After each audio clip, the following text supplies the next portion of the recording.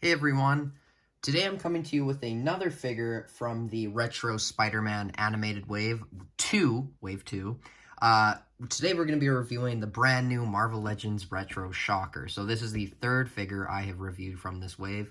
I think I've done Hammerhead and Ben Riley. I know I've done them.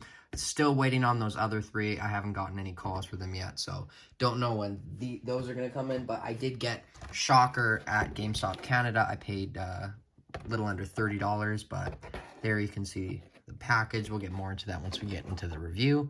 And speaking of that, let's get into it. So before I get into the review, I of course want to go over the packaging. Here you can see the other figures in the wave. So I've reviewed the Ben Riley and the Hammerhead, and then I really want the symbiote and I really want this one. Don't really care about it, but I'll still get it. And I'll review all those when I get them. There you can see the front, Marvel Shocker, Vibro Shock, Gauntlet, Spider-Man, all the same stuff that we see across all the retro Spider-Man figures, but his bio reads, Marvel's Shocker. Shocker's Vibro units allow him to blast through solid metal or hurl long-range vibrational punches, but they've yet to help him defeat his eternal nemesis, the Amazing Spider-Man. Oh, wow. Andrew, hey guys, the Amazing Spider-Man. But that is the box. So all that the figure is included with is himself and 4 accessories. We are included with, of course, his effects, which are just truly, it's truly awful. That I'm near. I am repulsed. I see these and I would like to vomit, but I'm going to take the high road and not, because it's not Shocker. He doesn't have these little bubble effects. Like, these should have come with the new, what is his name, Speedball figure coming out. He doesn't come with any effects. Those would have worked with him. And I mean, I'm sure these do work, and I'm sure they look like accurate to maybe like 1 or 2 medias, but what we're most used to with Shocker is something like this, and I really wish we would have gotten these included, or both of these, or just these, because as you saw in the thumbnail, these just work so much better with the Shocker. You can put them on his gauntlets, you can do so much. They're just a lot more kind of posable, and you get a lot more display options, which are definitely lacking with these.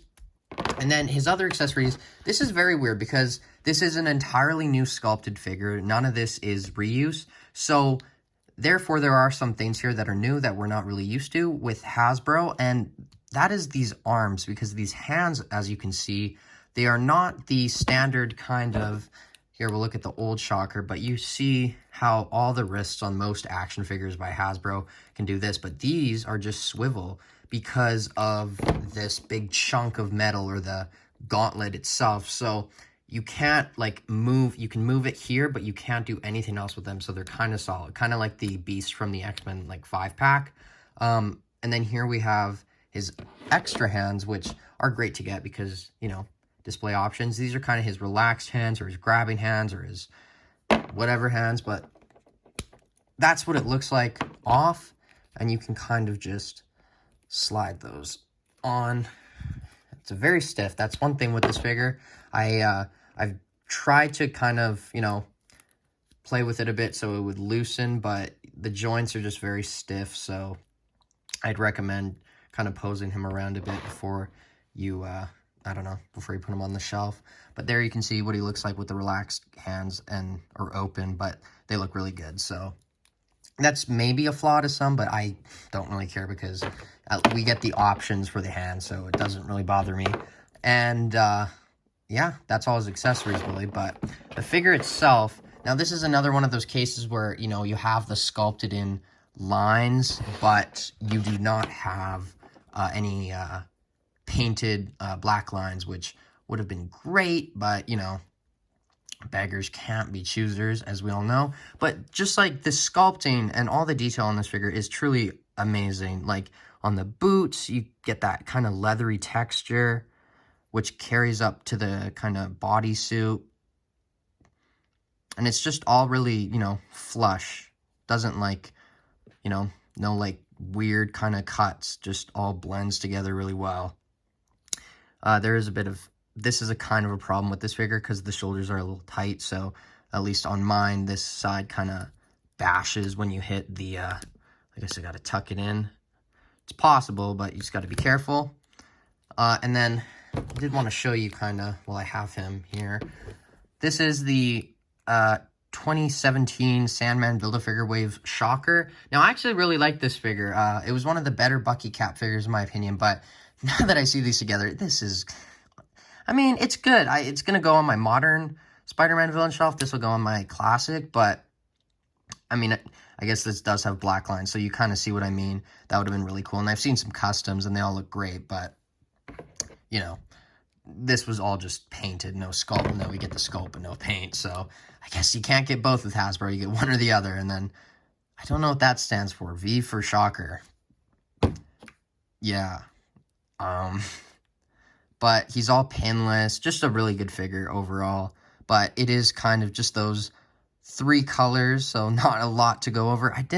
I'm not really a huge fan of this kind of, the knees, because the yellow is more, kind of a spring yellow, which does throw off, this kind of more mustardy yellow, which is the main yellow that is used. So, I mean, kind of, when you notice it, you can't not notice it, so it is a little awkward, and it's like a shinier, kind of rubberier plastic, so just keep that in mind. And there's a little bit of scavenger. So mad, but that is the Shocker. So let's get into his articulation, or whatever he does have for articulation, because it's not a lot, but let's get into it.